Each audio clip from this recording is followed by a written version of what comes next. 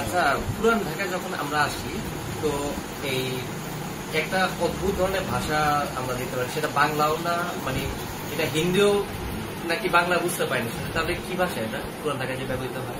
এটা উর্দু ভাষা থেকে এটা বেড়েছে। উর্দু আর হিন্দি দুটো ভাষা ছিল।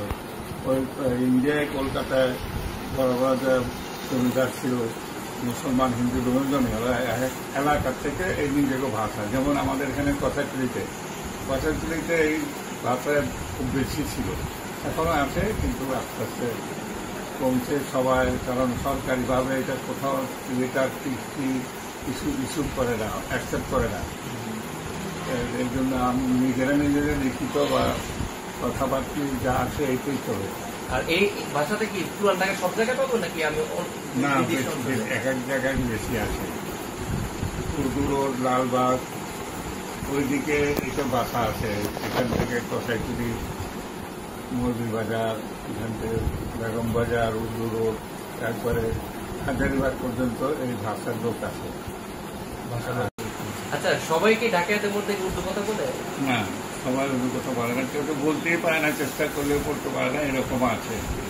ওরা বাপ দাদার জন্মগত ওই ঢাকাইয়া বাংলা ভাষায় কথা বলতো, এরা এটা আর বলতে পারে না। ঢাকায় বাংলা ভাষাটা কেমন?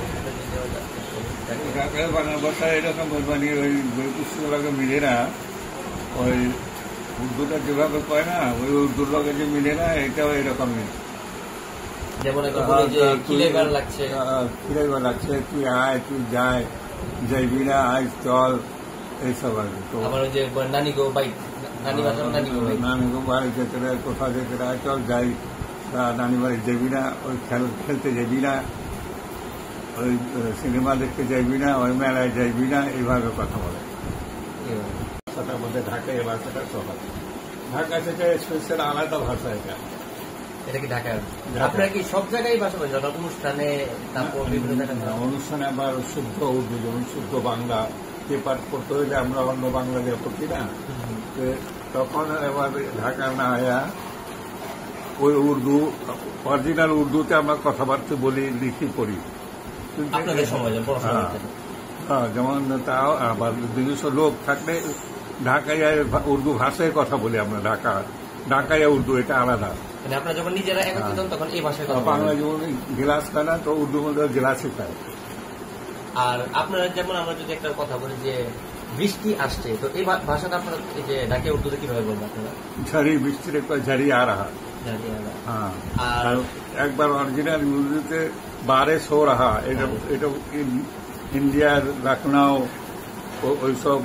ওইসব এলাকার ওরা ওই ভাষার কথা বলে, মানে ওইটার লিখিত বই পুস্তক একই ওদের ভাষা। আপনারা কি বলেন এই ভাষাটা? ঝাড়িয়া রাহা, আর ওরা তো বারে সো রাহা।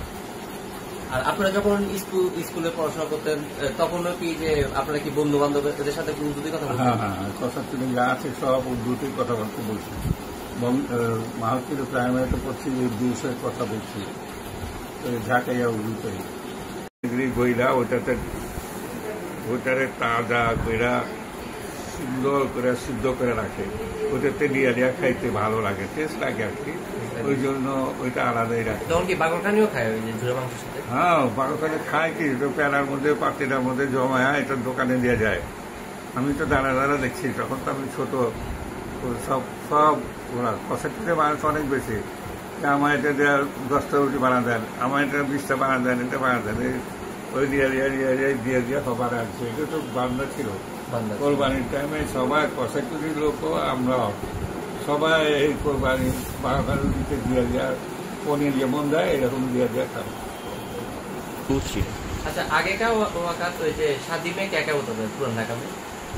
और पूरा ढाका में तो शादी में वो तो नकल आ गया। आगे कलकत्ता हिंदू उन लोग का मुसलमान सब एक साथ रहता था ना, और केला का गाछ घर सजाना सब करता, वही दूसरा अंदर दोनों में एक रकम हो गया। तो शादी में हर कुछ डाला देना, कपड़ा देना, खाना तैयार करना, जगह में जितना रकम आदमी आया जाएगा उन लोग का कैसा खाना चाहिए उन लोग को ऐसे ही तैयार करके देना ताकि बदनाम ना हो। उन लोग को उसके बाद शादी के बाद लड़की जब लाने जाता तब डाला लेके जाता, उसको खाना पीना फल फूल सब एक रकम लगे, उसको डाला कहता है। वो डाला लेके जाता वहाँ, उसको मैं भी अच्छा देना चाहिए, नहीं तो बदनाम हो जाएगा। ज़्यादा मिलती ज़्यादा पूरी ले जाता तो उन लोग ज़्यादा होने से बहुत सुना पड़ा। कितना हुआ? 50 हुआ, 25 हुआ, हर चीज इसमें जो एक कतार 4-5 जोड़ देता जो खाली फल। उसके बाद क्या हाथ के तैयार करना, सब कुछ पीठा बनाना, सब एक रकम। उसका बाद कपड़ा लगता, उसका बाद ऐसा सब किस्म देना रखता, नहीं तो बदनाम हो जाएगा ढाका का आदमी का। तो शादी का बाद ढाका का दिन लड़की लाने जाने से सब दे के लाना।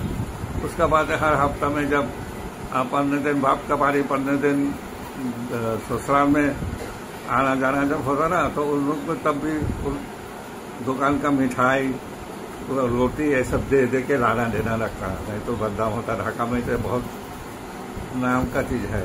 हम लोग देहात में गए, देहात में ऐसा देखा नहीं। यहाँ पर जितना देता रुपया हर रोज इतना रुपया का मिठाई लेके जाना लगता, लाना देना लगता, वो लगता।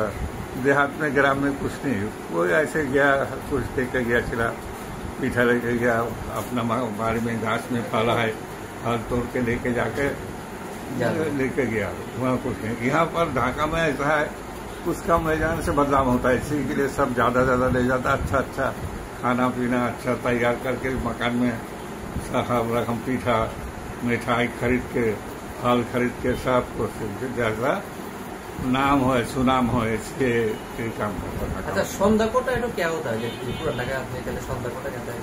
और संध्या कोटा वो शादी के आगे का दिन जिसको उसको बाला बाली कहता, बांग्ला में कहता उसको।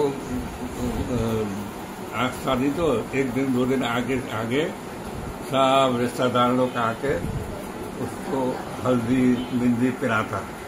वो हल्दी पीस के रखता, उसमें उसको जो उसका आके जो लोग आगे तो छिया था, काहेल छिया, तो काहेल छिया में उसको कूटते हैं, सबको मिलकर कूटते, उसको तो खुशबू है। उसका दालचीनी इलायची जैसा खाना में खुशबू होता, तो लोग का कोई जिन लोग मेहमान आता, जिन लोग की कुटता, उन लोग को कूट के उसको हल्दी का साथ मिला के पिराता, शेर में देता या में देता उसको। तो शादी का आगे का दिन उन लोग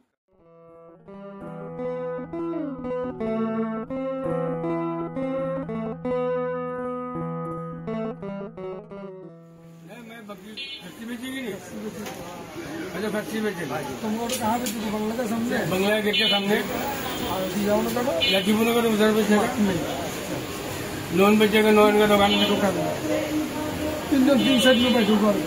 तो तुम एक बुद्धि का काम करेगा, रिश्वत को खर्चो তাদের কিছু নিতে উঠতে পারলাম। হ্যাঁ দিল্লি তো লাগাইনি, টানা দিলে দিল্লি তো লাগাইনি, ছাড়িও বদলিও বাচ্চা রয়েছে ব্যক্তি দখল করতে লোক আছে, এটা তো লাগাইনি। কম মেন্য বাচ্চা রো আমরা কাম তো মেন্য বাচ্চা খালি তাকে চা লাগে দেয়, লাগে এটা তো নিষ্পত্তি না হোক তাহলে আমার বাচ্চা